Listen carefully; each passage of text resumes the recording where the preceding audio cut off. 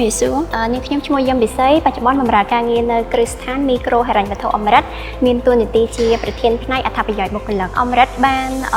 ធ្វើប្រតិបត្តិការនៅលើទីផ្សារអស់រយៈពេល34ឆ្នាំមកហើយបច្ចុប្បន្ននេះគឺយើងមាន150សាខានៅទូទាំងប្រទេសនិងមានបុគ្គលិកជាង4500នាក់ចាអមរិតនឹងចូលរួមជាមួយ NEA នៅថ្ងៃទី1ទី2ខែវិច្ឆិកាខាងមុខនេះចាបើនិយាយពីការចូលរួមជាមួយព្រឹត្តិការណ៍របស់ NEA អមរិតតែងតែចូលរួមតាំងពីមានព្រឹត្តិការណ៍ពិព័រណ៍ការងារនិងផលិតភាពជាតិនិយាយទៅគឺចាប់ផ្ដើមពីមានព្រឹត្តិការណ៍នេះឡើងតាំងពីឆ្នាំដំបូងមកនៅអមរិតគឺយើងមានផ្ដល់កន្លែង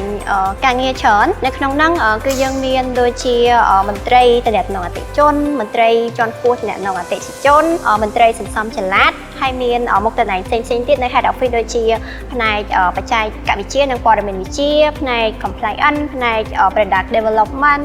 ហើយនៅក្នុងហ្នឹងក៏មានមុខតំណែងផ្សេងៗជាច្រើនទៀតដែរដើម្បីជាប់ការងារជាមួយអមរិតខ្ញុំគិតថាយុវជនយើងគួរតែដំបូងគឺយើងត្រូវរៀបចំប្រវត្តិរូបសង្ខេបយើងឲ្យរួចរាល់ជាមុនសិនហើយបន្ទាប់មកយើងត្រូវស្វែងយល់ពីការងារដែលយើងនឹងដាក់ពាក្យធ្វើការ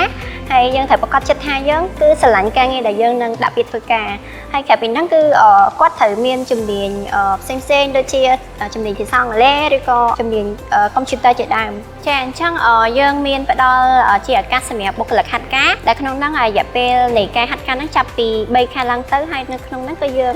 ផ្ដល់ឲ្យគាត់ជា allowance ប្រចាំខែផងដែរចាយើងមានជាការលេងហ្គេមសប្បាយៗនៅស្តង់អមរិតហើយបងប្អូនដែលឆ្លងកាត់ស្តង់អមរិតដែលបានមកលេងគឺយើងនឹងទទួលបានរង្វាន់គ្រប់គ្នាទៅវិញចាខ្ញុំសូមឲ្យ